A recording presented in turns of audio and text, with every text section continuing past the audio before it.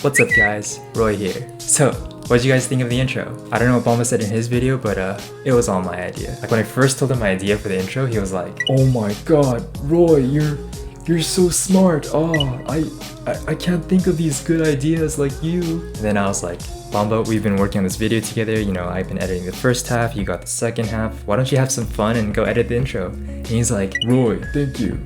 Great idea." Anyways, in honor of Michael Jordan's jersey number, 23, let's see if we can get 2300 likes on this video. That would be awesome. Alright, let's get started. 3, 2, 1. On February 17th, 1963, Michael Jeffrey Jordan was born in Brooklyn, New York. He was a mischievous young boy who grew up under strict yet well-mannered parents that had high academic standards and kept their children out of trouble. His mother, Dolores Jordan, had a strong personality which would later be reflected in her son's renowned drive to succeed, while his father, James Jordan, was a maintenance worker who inspired Jordan to love all sports such as baseball and basketball, and even built a basketball court in their backyard. But if the basketball court was the canvas for Jordan to develop his basketball genius, then it was the presence of his older brother, Larry Jordan, that unleashed the beast of his competitive spirit. Larry Jordan was a year older, and while Michael was already taller, Larry was stronger, equally athletic, and not inclined to lose to his brother. Even Michael's jersey number, 23, comes from his admiration of his brother, number 45, as Michael wanted to be at least half as good as Larry. As a 15-year-old, Jordan tried to join the high school varsity team, but because he was only 5'9", his coach, Clifton Herring, told him to join the JV team.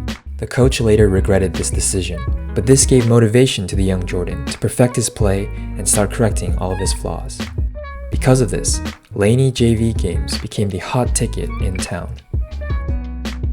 This moment inspired the legendary Air Jordan 5 Laney Varsity Royal.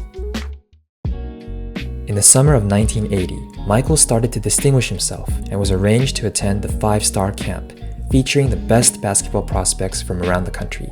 But with his supernatural athleticism, the 17-year-old Jordan treated the competition like a punching bag, transforming him into a must-have college recruit. Fortunately for Carolina, the coaching legend Dean Smith talked to Jordan's parents and influenced their son's decision to commit to UNC. Smith made sure that under his program at UNC, Jordan would not receive any special treatment. "Smith was the perfect guy for me. He kept me humble, but he challenged me," said Jordan. They were perfect for each other in the 1982 NCAA title game against Georgetown University. The time, 18. Shot, Jordan! Michael Jordan! With 15 seconds left on the clock, Jordan sank a jump shot that gave Smith his first championship. And with that first major televised triumph, Jordan was officially on the map, ready for the next steps in a career that would carry him to unprecedented heights of success and fame. This moment inspired the legendary Air Jordan 11's Win Like 82 model. The Chicago Bulls pick Michael Jordan. Michael Jordan received the overall third-place nomination from the Chicago Bulls in the 1984 NBA draft. Initially, Jordan wanted to sign a contract with Adidas, but Nike was willing to do anything to win Jordan, offering a 5-year contract worth $500,000 per year. Under this deal, Nike imposed 4 conditions on Jordan. Throughout the season, he had to either average at least 20 points per game, achieve Rookie of the Year, sell $4 million worth of shoes, or make it to the All-Star game. Jordan and Nike, who agreed to this, formally signed the contract. Thus, Air Jordan was born. This moment inspired the legendary Ballin' with Bamba logo. However, Jordan 1s were banned from the NBA as they had a rule that shoes must be, for the most part, white. From this, Nike found an opportunity. On September 15th, Nike created a revolutionary new basketball shoe. On October 18th, the NBA threw them out of the game. Fortunately, the NBA can't stop you from wearing them. Also known as banned, the original Air Jordan 1s became wildly popular. As a result of his first year, Jordan made an average of 28.2 points per game. He made Rookie of the Year, sold $70 million worth of shoes, and made an all-star appearance. He was a big hit, and Air Jordan caught the attention of basketball fans all over the country, but this major success came with its consequences. In this season, Jordan underperformed, and the Bulls were defeated in the first round of the playoffs, followed by criticism that Jordan was a bit self-centered.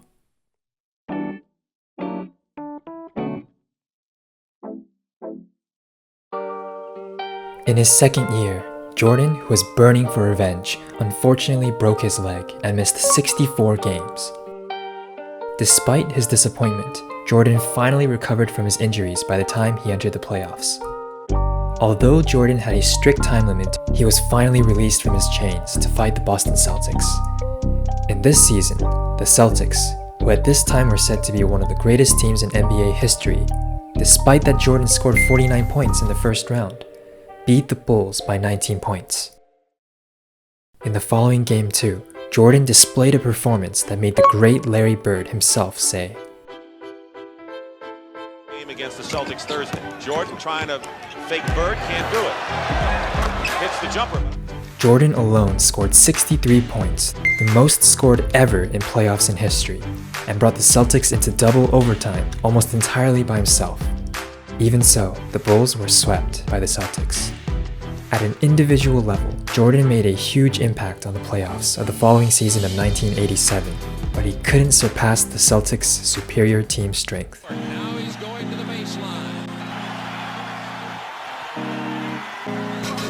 In the 1987-88 season, the Bulls traded to get Scottie Pippen, who later became one of Jordan's closest allies. Jordan went on to win his first MVP and was awarded Defensive Player of the Year at the same time. In his fourth year, Jordan finally broke through the first round of the playoffs against the notorious Bad Boys Pistons and lost 2-4. Alongside the declining Celtics, the Pistons have grown to become the strongest yet the most hated team in the East and continue to be the last obstacle between Jordan and the series for many years to come.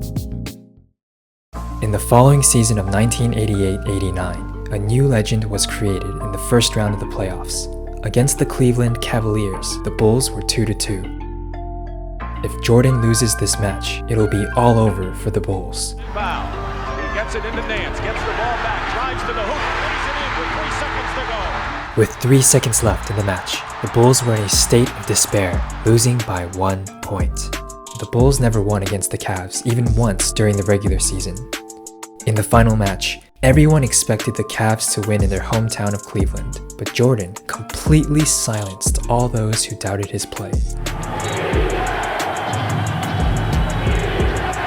Zellers has Jordan. Jordan with 2 seconds to go, puts it up and scores at the buzzer. Michael Jordan has won it for Chicago. With this buzzer beater, the Bulls buried the Cavs, proceeding to the finals to play against the Detroit Pistons.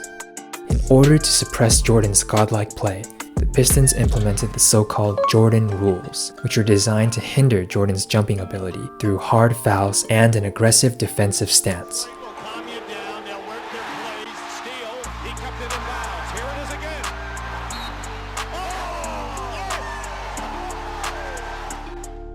At a physical toll on his body, Jordan managed to find ways to score, but was eventually defeated 2-4 against the Pistons, whose defense surpassed the Bulls' offense.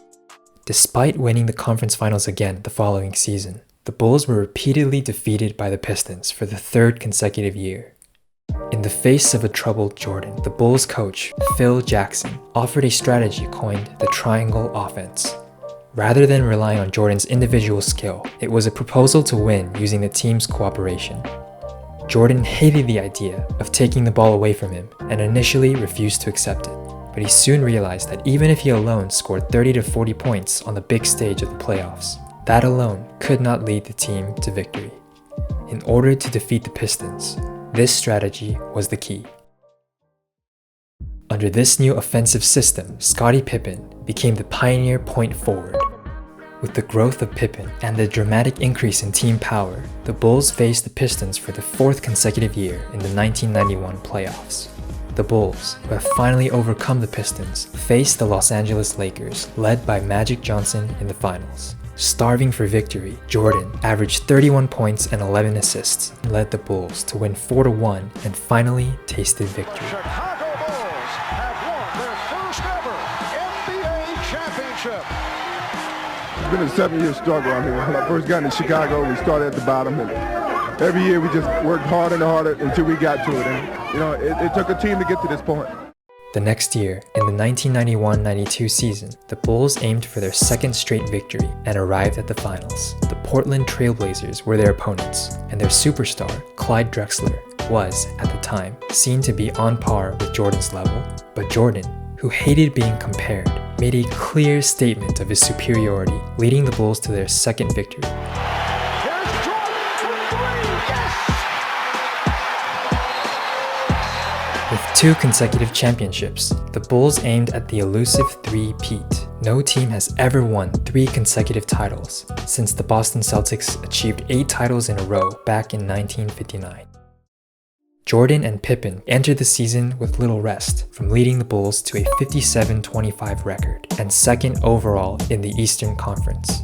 As they advanced to the conference finals against the top-seeded New York Knicks, the Bulls fell behind 0-2. But with a miraculous turn of events in Chicago, the Bulls won the next 2 games, tying the series. Then, in the crucial Game 5,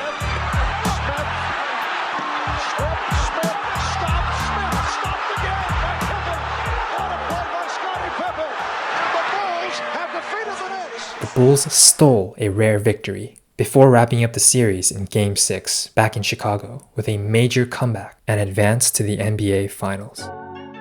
Meanwhile, in the West, arriving at the finals to meet the Bulls, the Suns were a team on the rise.